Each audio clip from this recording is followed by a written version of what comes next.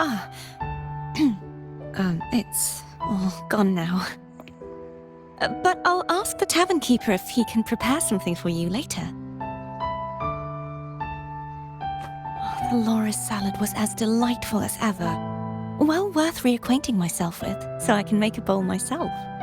Fresh, crisp, sweet.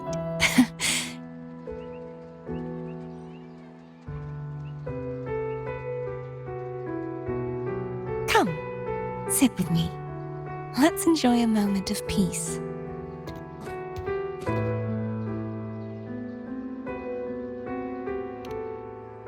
Yes, and so, I've been thinking about what I vowed to you before. To savor the things I desire, visit the places I long for, and meet those I wish to see. To become a roving knight is my true ambition. A wish list is something to be experienced, one step at a time. I'd say your first wish has already been fulfilled. The third too, though by unexpected means. Those are my adoptive parents, and their child. Perhaps it was fate's cruel jest. I couldn't find any trace of them after they moved from Ragunna, but here in Septimont, I discovered where they had resettled. Only, they no longer recognize me. The truth that I was their daughter was a memory the Threnodian crafted for them, disappearing when it was sealed away in the tower. I don't know what they went through after that fateful day, but at least they are still alive. They even have their own child. They walk here every day, so I come and sit for a while to watch them from a distance. Cardathia. It's all right. In fact, I'm at peace with it now. If they had died because of the Order's heavy hand, I would have felt true pain. But this is the best outcome I could hope for. To live 20 years with the weight of a lost child. I don't want to imagine that kind of torment. Besides, through all these twists of fate, all three of my wishes have been fulfilled. Now, if I crave a Loris salad, I can prepare it myself and savor its taste. And I still have many years ahead to see the world and the places I long to visit. As for the people I hope to meet, this unexpected journey led me to find them in another city. The winds of Rinasita always seem to bring me what I seek. I am content.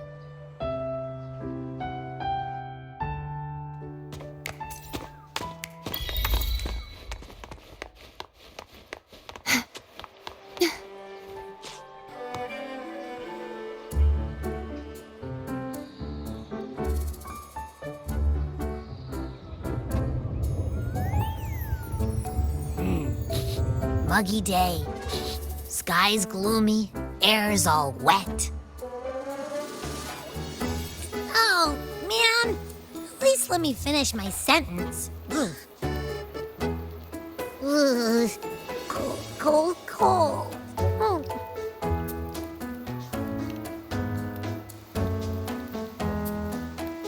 All right, I'm famished. We barely had a bite sprinting all the way here from Ragunna. Whoa! Pinch me! This is a feast and a half!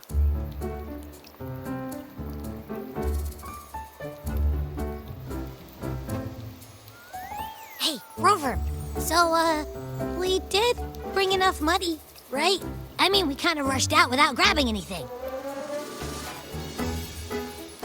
Oh, that? Don't worry. Money's not an issue.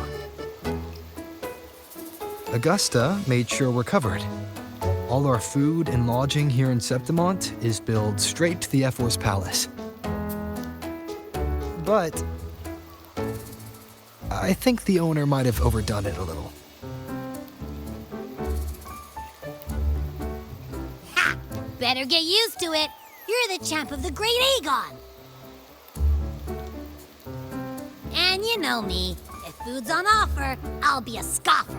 Yeah, no leftovers, guaranteed.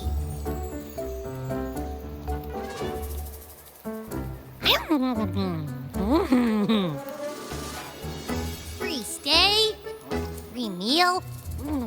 This effort really knows how to treat guests. Maybe we should, hang around a bit longer.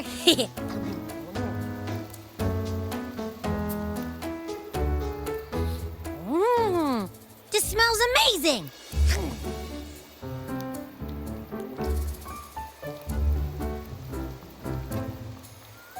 Abby, what do you think Imperator wants me to find? If Cardathia is right, the last clues should be somewhere on the Sanguis Plateaus.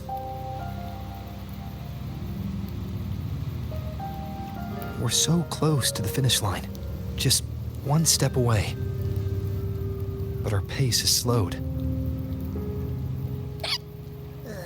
Relax. We're already back in Septimont. What's the rush? I remember Lupa said there's this weird blight cloud hanging over the Sanguis Plateaus.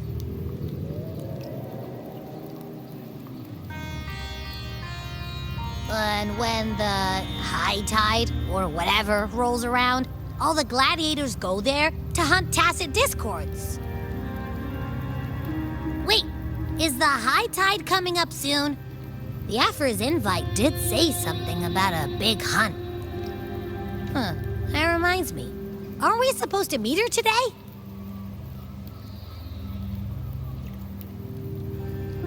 A messenger came this morning. Augusta is dealing with an emergency, so our meeting's postponed. It looks like it'll be a while. An unexpected change. It's throwing everything off course.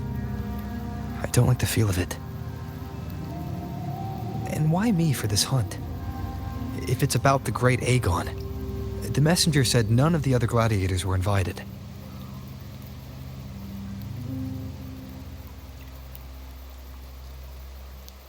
Who knows? Maybe she just wants to test her strength against you.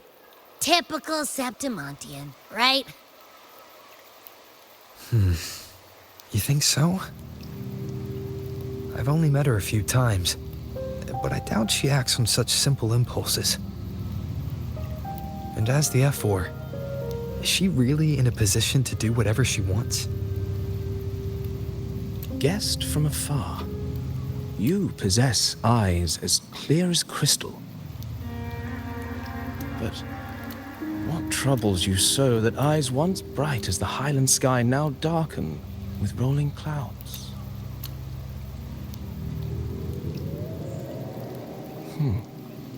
A warrior who walks the blade's edge does not falter over trifles. The clouds, if I may guess, are cast from the throne.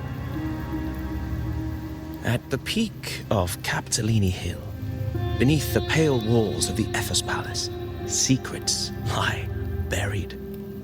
And the most intricate among them are those born from the pursuit of power. Even one as honorable as the Epher must learn when to be ruthless. In Septimont, a city forged in iron and blood, anyone who seeks the throne without knowing the cost is no better than a lamb marching to the butcher's knife.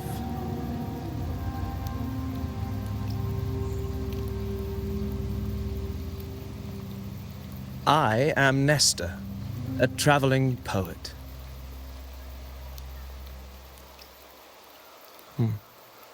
The rains in Septimont never seem eager to leave this season.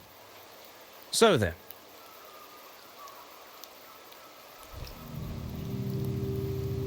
If you are curious about the Ephor, Then allow me to say that nothing would honor me more than to offer even a modest service to the champion of the great Aegon. Wait, how do you know he's the champion? And all that stuff about the F4, too. Oh, your eyes. Were we talking too loud? To see and to hear are but two of the many ways to perceive. Trusting the senses is a habit, a natural expedience, but not the only option. Truth be told, I've been gathering inspiration for my next epic, and its protagonist is none other than Augusta, the Ephor of Septimont. That's why I speak of her with some familiarity. I have a feeling your tale with her will soon be written. And knowing more about those who walk alongside you is rarely without its benefits.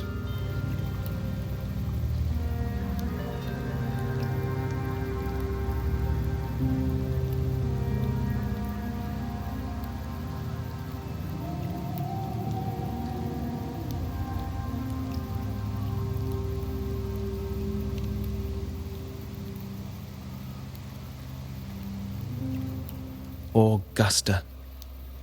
A girl of humble birth, a resonator of modest talent, a commoner without noble patronage. And yet, from the den of wolves that is Septimont City, she rose and eventually claimed her place. Just like the burning sun was once a cloud of dust.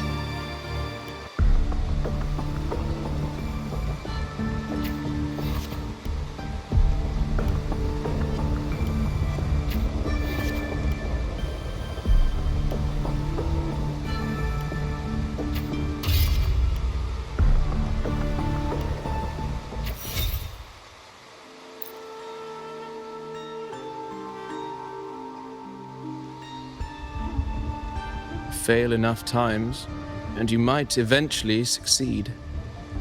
Should we call it resilience? Or mere stubbornness?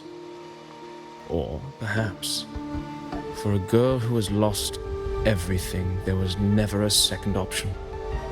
She had no one to trust but herself, and naught but a blade to hold. And yet, as the first stanza of an epic, this is nothing extraordinary. Since the lament, across the scorched lands of Solaris, I've heard this story repeat itself, again and again. Greatness. Yes, our era has certainly seen it. But true greatness is never found on the first page of a story. Courage, glory, and honor. Such immortal virtues have been etched in tablet and stone. They are never forged overnight. Light as a thread, elusive as the wind, they weave themselves into every twist of fate, tangling with every insignificant choice we make.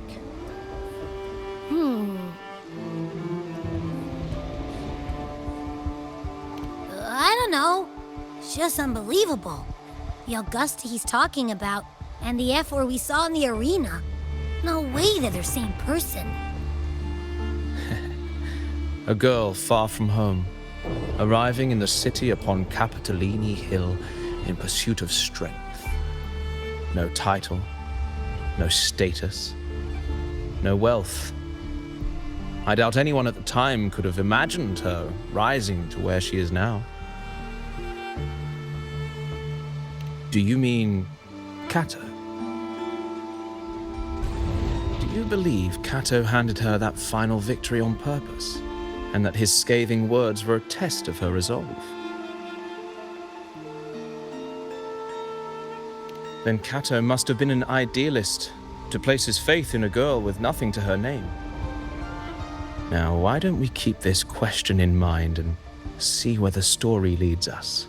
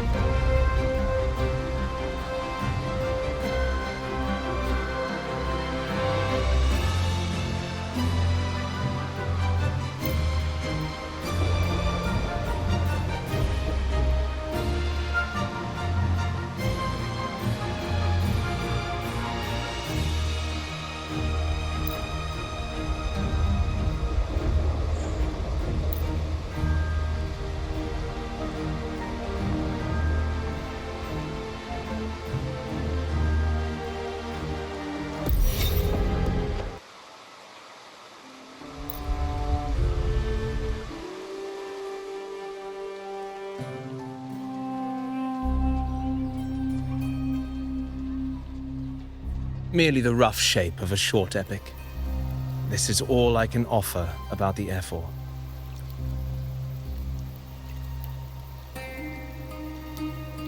Now, as a listener, what do you make of my narration?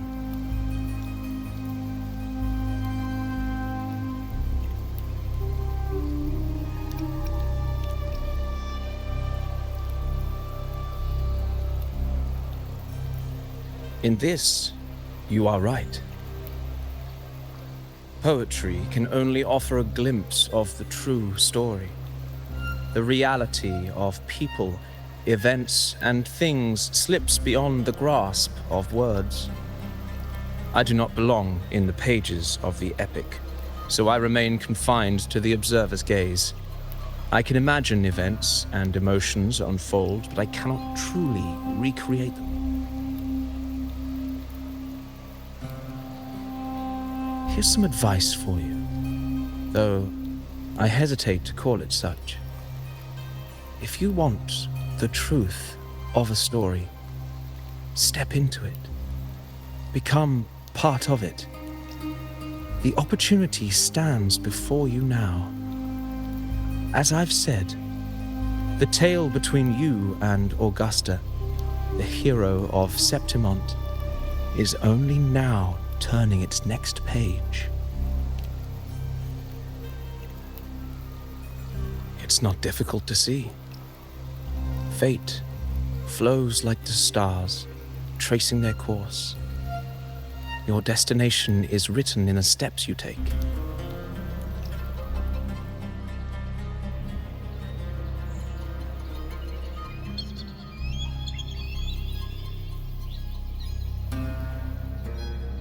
The rain is passing. I hear it ceasing its symphony upon the earth. It is time for farewells. Before I leave, may I ask you one last question? What is it that has lifted Augusta to the seat of power? What is it that makes a ruler?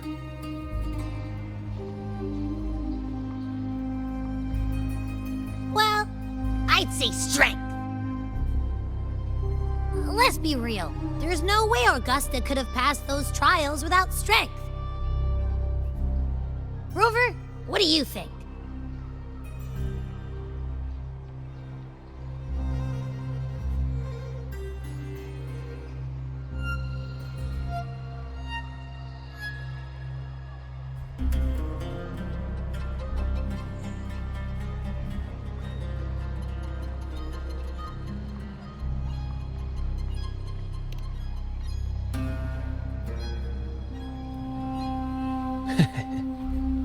You needn't rush to answer now.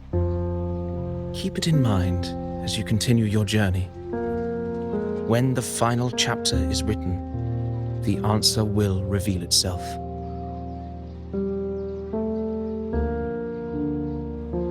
Farewell, my friend. Our paths crossed by fate and by chance. Soon, after this brief encounter, everything about me will be gone with the wind. But your epic continues.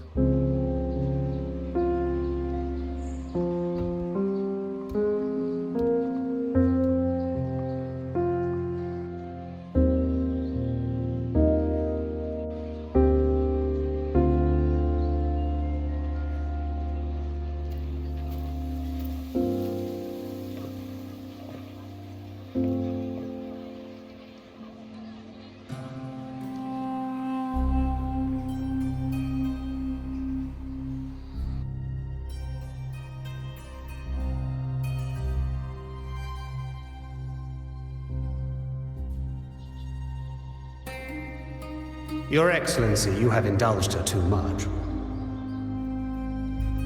As the priestess, you know is far too unruly in both action and word.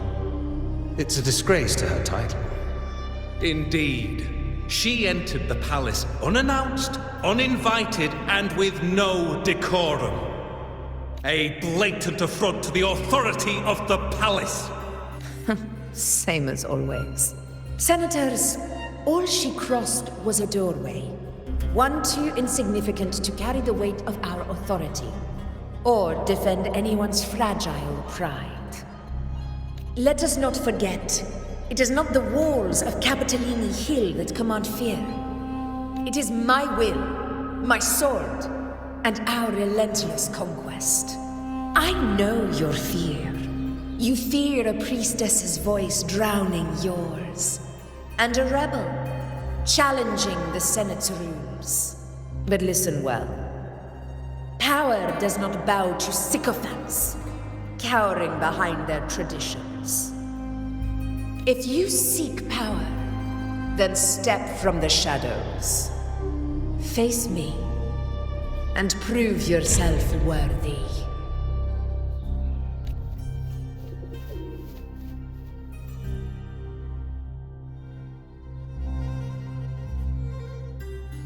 Took you long enough, Augusta. Handling the senators takes time. You know that. Well, to keep our esteemed priestess from waiting, maybe next time I'll just leave them to their own devices. I'll make sure they record every detail of your feat and relay it word for word to Grandmother Lilibet. Priestess Iuno, unruly behavior, left Tetragon Temple without permission and trespassed into the Ephor's palace. I wonder, who will lose it first? Lilibet or you? Let those old foxes report me all they want. If they step into the tetragon left foot first, I'll shoot the left. Right foot first, I'll shoot the right. Hey, I'm with you on that one. The Senate should be reminded now and then that the Tetragon's kindness is not a reason to take Priestess Iuno lightly.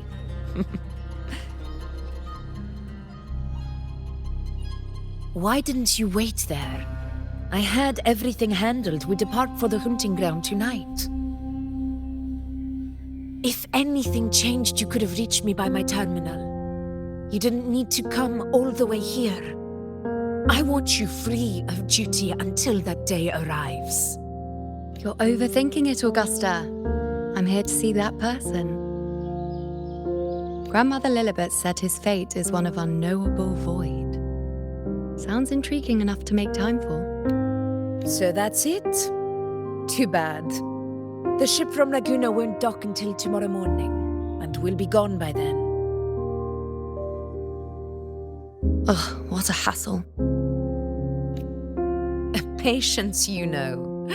The warrior has accepted the invitation. So, you'll have plenty of time to meet during the hunt. Is there something else you want to say? I read Grandma Lilibet's book of prophecies. The hunt and our plan, neither end well. Are you sure we should go through with this? Risk does not trouble me.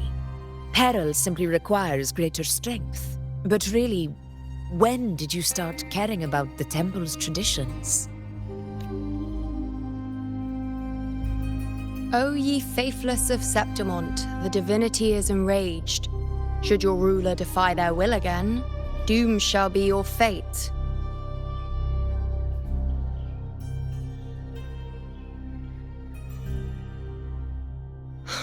Lately, I've been hearing murmurs from the nobles again about the ancient prophecy from Raguna.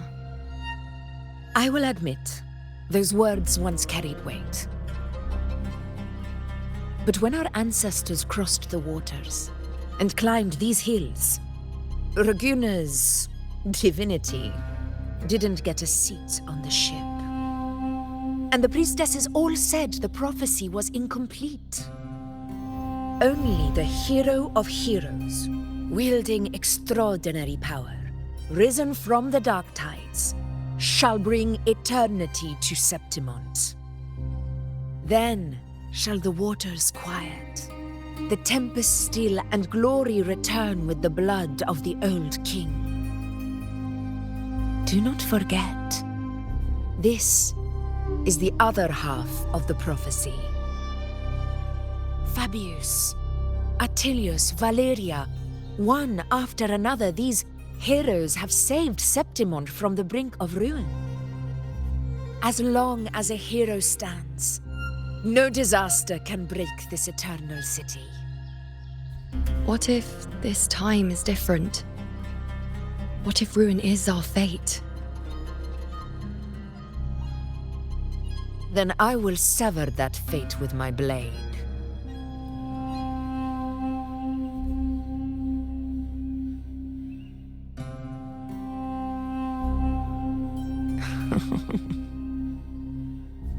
What's so amusing?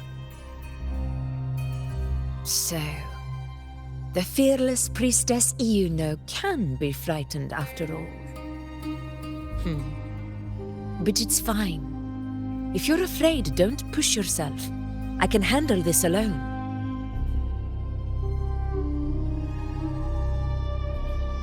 Most revered priestess, wait for me in the temple. I shall return victorious. Frightened. Me? If anything, it's you, trying to shut me out and face it alone. Fine. Go ahead. You'll come back to me sooner or later. That I can't deny. I knew it. So you do need me for this hunt. Thank you.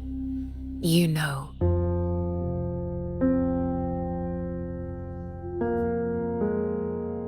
Why are you saying this?